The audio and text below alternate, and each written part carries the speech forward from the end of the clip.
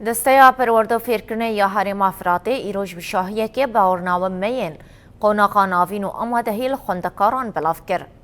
پشتی سال خواندنه یا 2022 2023 بداوی بو 627 خواندکاران بکالوریا و 1054 خواندکاران رفانه لدبستان شهید هوگر و شهید سیدو یا باجار کوبانه باورنامه که داخوی سال خواندنه به دست خستن. لگوری دسته یا پرورده و فیرکرنه یا هرم افراطی این سال ریجه یا خواندکاران سرکفتی لوی هرم 75 صدی بو. بردف که دسته یا پرورده و فیرکرنه یا هرم افراطی زهیر خلیل دیار کرد که تاوی همو زحمتی و آستنگیان خواندکاران بریجه باش خواندنا خواب داوی کرن.